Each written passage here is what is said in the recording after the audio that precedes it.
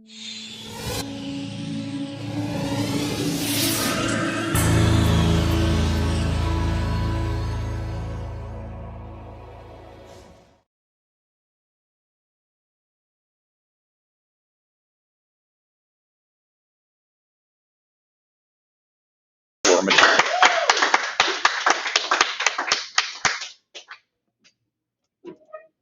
would like everyone to think of a family memory, whether it be happy, sad, chaotic, or all the above.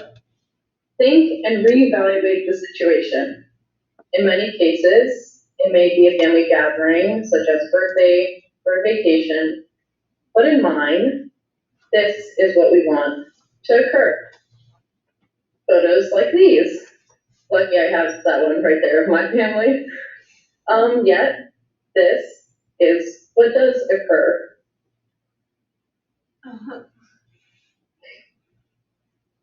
You may wonder, how do messed up family photos tie into my talk?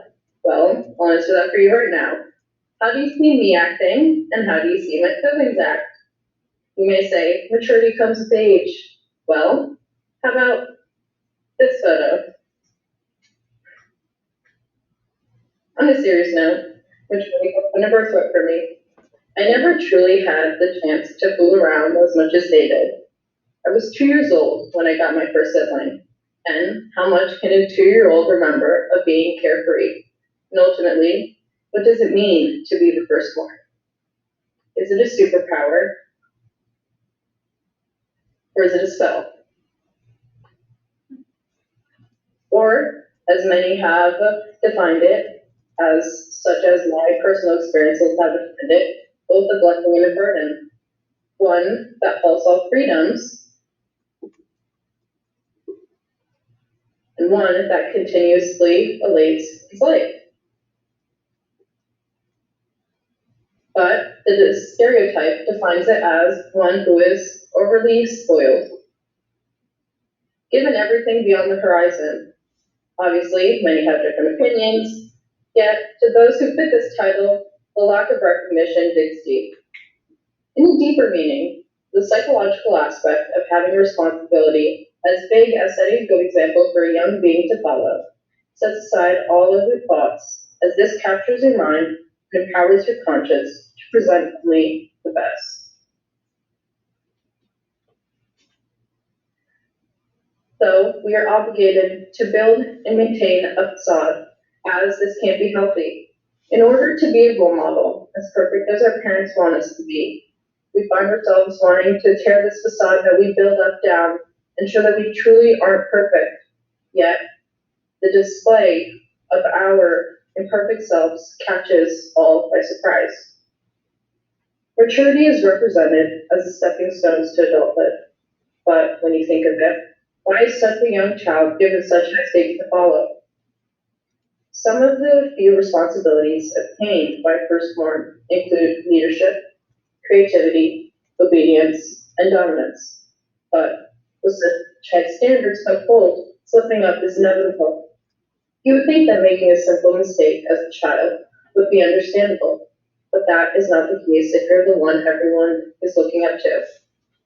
Author S. Gregory touches base on how the eldest child is watched over like a hawk and is given such high standards to maintain, whether it be the many bright and curious eyes looking up at me at all times, or the determination that is within me to prove to my parents that I have what it takes to follow the rule that they have set upon me. Through these standards, I grew up knowing that all eyes were on me, and that there were no such thing as bad days. Showing emotion makes you vulnerable, which leads to defeat in any aspect, whether it be a bad grade or an unexpected rainy day. Displaying defeat was not an option when surrounded by my siblings, which was all the time. That was the beginning of my concealment that overtook me. The persistence of this proceeded to a seemingly unbreakable habit. In retrospect, responsibility is not a trait looked down upon in children. Because with responsibility comes trust, and with trust comes respect. These traits coincide with one another as they give way to success. As responsibility, trust, and respect are diminishing in this day and age, This type of bringing up is sought in all platforms, whether it may be school or common sense or maturity. Intelligence goes hand in hand with the eldest child. As indicated by Carrie Ronzulli in her research on the intelligence level base on birth order, since firstborns are taught by those who have recently matured, there is no doubt that it isn't related to the child. If anything, this is how they identify themselves, intelligent and mature, just as their parents.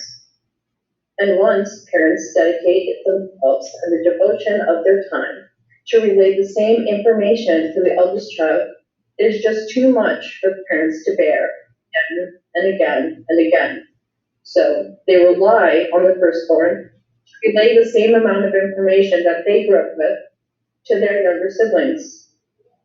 Yes, the eldest children have great role models themselves that talk them their ways and the right ways of life. It doesn't mean that the other children are given the short end of the stick. If anything, they're overqualified because they have the experiences of their older siblings and their parents to go by, allowing for there to be more intelligence accumulated through sibling to sibling. Now, when you think of it, the typical family, you probably think of that one bumper sticker that is adhered to the back of many family cards. The tallest is the father, followed by the mother, the oldest sibling, the middle, and then the youngest. And if you're lucky, you had a dog or a cat. Now, in reality, the firstborn isn't always the tallest. Personally, I am not. With all the intelligence that I have accumulated over the years, it was just too much for my body to handle. So I knew that I had to relay some of my information and with doing so, I didn't know just how much I was giving them. Soon enough, my sister had an inch on me. My brother, with the help of puberty, has 3, and my other sister is quickly catching up. At least my brother is still little, because if he takes over me in the next few years, I honestly don't know what to do. I might even consider breaking both my legs for an elongation surgery in hopes of cleaning back what they stole. People say that lifting weights or competing in gymnastics or even genetics may stunt your growth. I can prove that's the weight of intelligence. Many daily tasks are taken harshly, as it seems to be a continuous cycle, one being forcing maturity.